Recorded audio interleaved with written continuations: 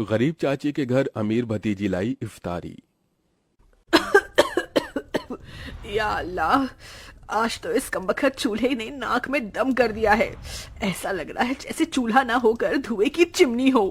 अपनी चाची को इस तरह से धुएं में परेशान देखकर जोया आकर कहती है, लाइए चाची माँ, आज हम आपको रोटियां बनाकर खिलाते हैं। अरे नहीं जोया, मैं बना लूंगी। मैं नहीं चाहती कि इस चूल्हे के धुएं से मेरी हूर सी भतीजी का चेहरा काला पड़े। इतने में जोया का चाचा अनवर सिर से पांव तक मिट्टी में सना हुआ घर लौट आता है। उसके हाथों में एक छोटी सी थैली थी जिससे चाशनी टपक रही थी। उफ, अरे थैली में से ये क्या टपक रहा है? अरे माफ करना बेगम, मैं तो भूल गया था। मैं जोया बिटिया के लिए उसके मनपसंद की रस भरी इमरती लाया हूँ। इमरती का नाम सुनते ही 24 साल की जोया किसी बच्चे की तरह उतावली जताते हुए बोली, क्या सचमुच चाचा जान, आप मेरी मनपसंद की इमरती लाए हैं? मेरे मुंह में तो पानी आने वाला था, मगर मैंने किसी तरह खुद को रोक लिया। हम सब साथ में इसे इफ्तार में खाएंगे। अरे नहीं बिटिया, मैं जरा सी ही इमरती लाया हूँ, तू खा ले। मुझे और तेरी चाची को मीठे से खास मोहब्बत नहीं है ना बेगम? जी बेशक। असल में इमरती खाने का मरियम और अनवर का भी बड़ा मन था, मगर दोनों अपना मन मार लेते हैं। बचपन की दुर्घटना में जोया के माता पिता स्वर्ग से धार गई, जिसके बाद से जोया के चाचा चाची ने उसे अपनी बेटी की तरह पाला पोसा। उसके प्यार में कोई कमी न हो, इसलिए दोनों ने खुद की अपनी औलाद भी नहीं की। अनवर की माली हालत कुछ ज्यादा खास अच्छी नहीं थी। बस उसके पुश्तों का छोड़ा गया सालों पुराना एक कमरे का कच्चा घर और खेती करने के लिए जमीन का एक छोटा सा हिस्सा, जिस पर थोड़ी बहुत खेती करके जैसे तैसे 2 वक्त की रोटी का गुजारा चल रहा था। या खुदा, कढ़ाई में जरा सी सब्जी है।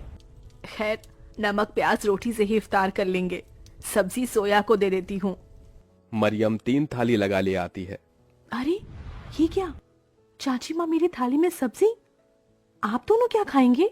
तभी अनवर अपने गमों को छुपाता हुआ झूठी मुस्कुराहट से बोला, अरे सब्जी की क्या जरूरत, आज तो मैं नून तिल से रोटी ही चटकारे लेकर खाऊंगा। ये कहते हुए गरीब अनवर नमक तेल लगी रोटी काट काट कर खाने लगता है। अपनी गरीब चाचा चाची का ऐसा दुख देखकर जोया का कलेजा कचोट पड़ता है। वो रो पड़ती है। चाची माँ, चाचा जान, चलिए इन सब्जी में से खाइए। अरे इतनी थोड़ी खाऊंगी मैं। जोया के गरीब चाचा चाची को उसे जितना प्यार था उतना ही स्नेह उसे भी था। यूं ही दिन गुजरते हैं। सुनो जी, हमारी जोया अब सयानी हो गई है। हमें इसके निकाह के बारे में सोचना चाहिए। जोया, भाई और भाभी की अमानत है हम पर। मरियम, मैं तो दिन रात अल्लाह से एक ही दुआ मांगता हूँ कि मेरी भतीजी को अच्छा घर मिले। अनवर जोया के लिए रिश्ता ढूंढने लगता है, जो कि अमीर खानदान में हिना के बेटे से लग जाती है। अब शादी की तैयारी शुरू हो जाती है। अनवर, अभी तक जोया के निकाह का जोड़ा नहीं सिलाया। 2 रोज बाद उसकी रुखसती है। जानता हूँ बेगम, मगर जितना कर्ज लिया था वो खर्चा हो गया।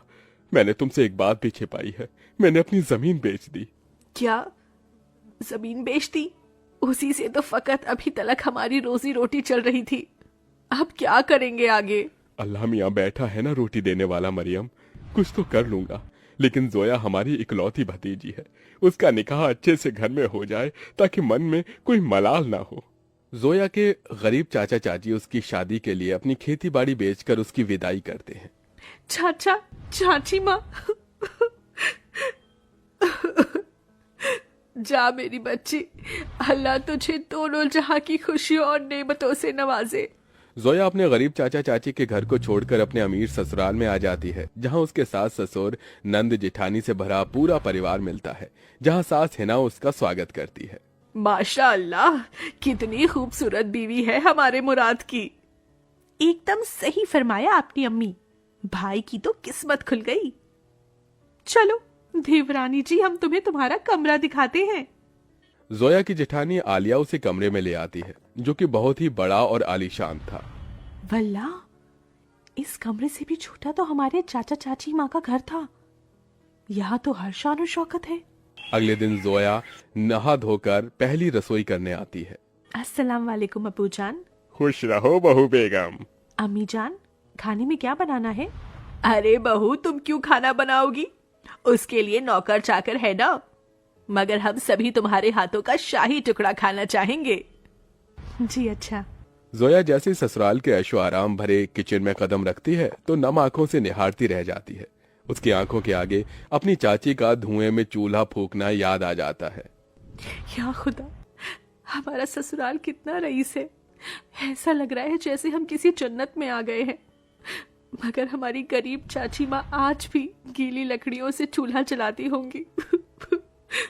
आंखों ही आंखों में जोया का उसके ससुराल में 1 साल गुजर जाता है और रमजान का महीना शुरू हो जाता है, जहां वो अपने अमीर ससुराल वालों के साथ दावतों भरी दस्तरखान पर बहुत कुछ खाती है, तो वहीं उसके गरीब चाचा चाची के हालत गरीब बदहाली में कट रहे थे।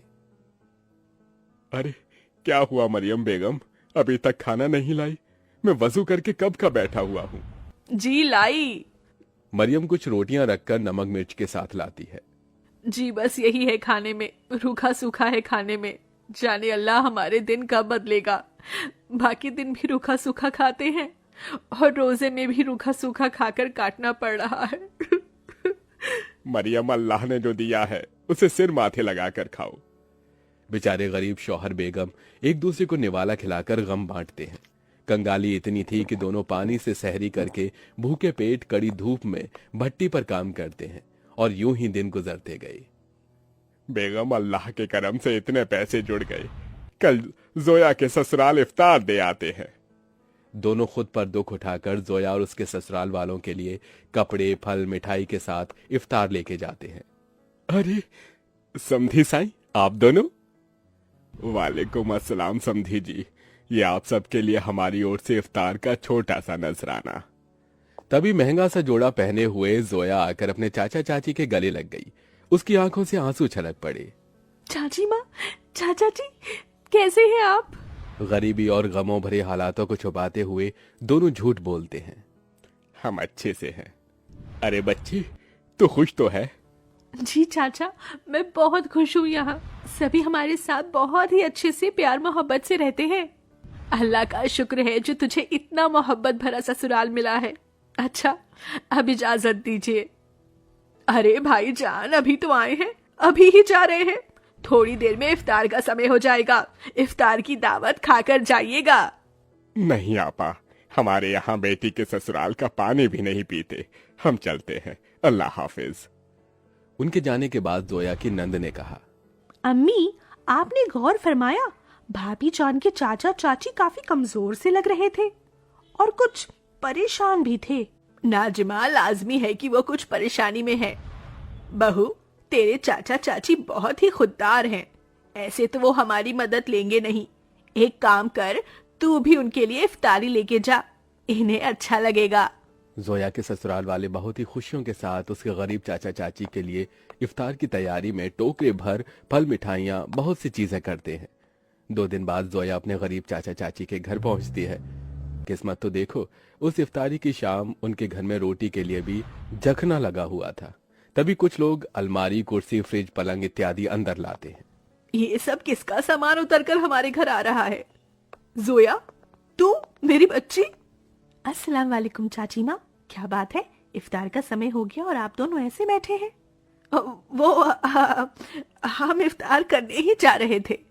तो चलिए, मैं थाली लगाकर लाती हूँ। हम तीनों चाचा चाची भतीजी एक साथ इफ्तार करेंगे। जोया जैसे ही चूल्हे के पास जाकर देखती है तो सारे बर्तन खाली पड़े होते हैं। ये देखकर उसकी आंखों से आंसू गिरने लगते हैं। चाचा चाची, इस घर से मेरी रुखसती क्या हुई? आप दोनों ने मुझे इतना पराया कर दिया कि ये तक भी ना बताया कि आप दोनों किन हालातों से गुजर रहे हैं। मेरी बच्ची, इस घर में क्या तूने कम गमजादगी उठाई थी? चाचा चाची माँ, आप दोनों ने भी तो मेरे लिए कितनी कुर्बानी दी, कितनी मेहनत मशक्कत की और मुझे शहजादी जैसा पाला पोसा। अब मेरी बारी है। इसके बाद जोया खुद अपने हाथों से इफ्तार में बहुत कुछ बनाती है। इफ्तार की दावत देखकर उसके चाचा चाची पेट भरकर खाते हैं। आज एक अरसे बाद ऐसी इफ्तारी नसीब हुई है, वरना तो सालों से गरीबी में रूखे सूखे से रमजान के रोजे कट रहे थे।